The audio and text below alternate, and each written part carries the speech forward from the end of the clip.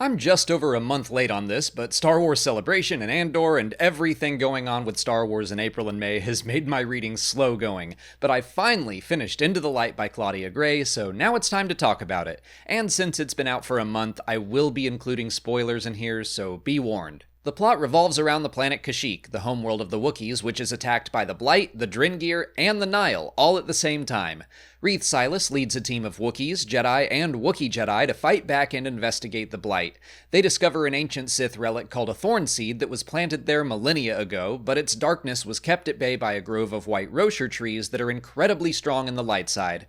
In the climactic battle, Geode superheats himself and explodes, destroying the thorn seed and allowing the white Rocher trees to use their full power to defend the planet. An explosion of the light side of the Force pacifies the Drengir's great progenitor, and therefore all the Drengir, and it also heals the Blight on Kashyyyk. Into the Light wrapped up a number of storylines in the High Republic, including the Drengir, Nan, Des Ryden, Dr. Mkampa, and more. On one hand, I'm glad those characters and concepts weren't just dropped, but on the other hand, a lot of those elements haven't felt central to the story in a while. We haven't even seen Des since Into the Dark. The Drengir have been somewhat present in Phase 3, most notably in the Audible exclusive stories Seeds of Starlight and Haunted Starlight, but for those readers who aren't completionists, their return in such a big way might seem like it's out of the blue. The High Republic era has introduced so many ideas and characters and threats that Into the Light almost felt like it was hitting pause on all that to conclude some of the side plots, maybe leaving the biggest, most epic storylines for Trials of the Jedi. Like I said, I'm glad these threads are getting conclusions, but as the final young adult book in the publishing initiative, I wanted Into the Light to be big and epic as well. Although, while the book had a smaller scope than I was hoping for, it did a good job of sending me on my own character arc by the end. I've said so many times before that my favorite Star Wars books do a lot of planet hopping. I like those Indiana Jones or Skywalker Saga style adventures that take us to several exotic locations. Whenever a Star Wars story is more centralized on one planet, even one as exciting as Kashyyyk, sometimes I can get bored.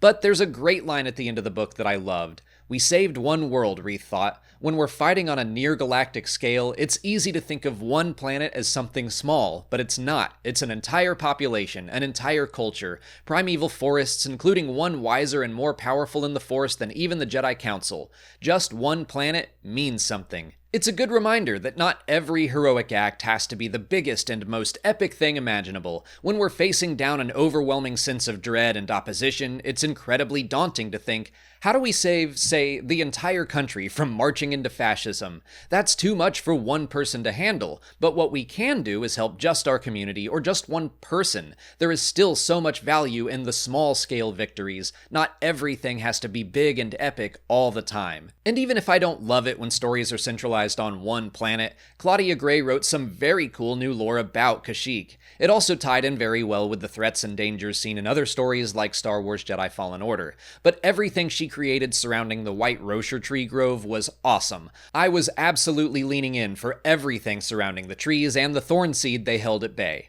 I also have to point out how much I enjoyed Alen Re in this book. He has become one of my favorite characters in the entire High Republic initiative. I like this fallen Jedi who is still a begrudging ally of the Jedi Order. He's not a Sith, but he is sustained by the dark side. He's not a force for light and life, but he has flashes of good within him. I liked seeing those glimpses throughout the book, but I also loved seeing him go full dark side thanks to the influence of the thorn seed. Imagining him flying around, shooting lightning out of his fingertips to take down the Drengir, that's an incredible image. The High Republic books have always been very cinematic in their descriptions, and this is a new top scene for me.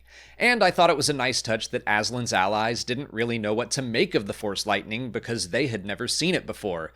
Between that and the Storm Seed and Mkampa's holocron, this is one of the books that allowed the Sith to feel present in the galaxy without actually being present. So yeah, there was a lot that I liked in this book, but most of it seemed like it was in the final third or quarter. I thought the first 2/3 were kind of slow, and things didn't really kick into high gear until we learned about the White Rocher trees and the Thorn Seed.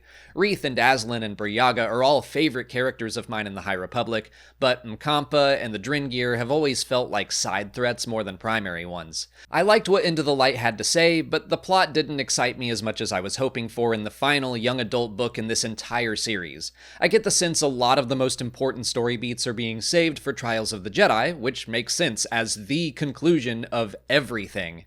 If you haven't read Into the Light yet and you're considering it, I would definitely read it if you're an Alen Re fan. If you've been really into the Dringir plotline, this is a must-read. But if you're more interested in the Nameless, Marchion Ro, Planet X, and all that stuff, those elements are far less present in this book. Although I do think the Rocher trees and their explosion of powerful light side energy is telling of how the Blight might be stopped. Returning the Nameless to Planet X might send out a similar wave of energy that could heal every infected world.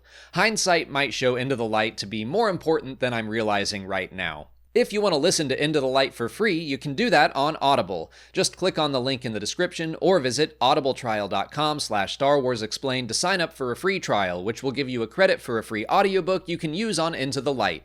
Or you can use it on just about any Star Wars book, or get any book you want. No matter what, you'll get a free audiobook and you'll be supporting the channel when you do. But that's it for today. If you haven't already, please like this video, subscribe to the channel, follow us on our socials, and consider checking out our Patreon page.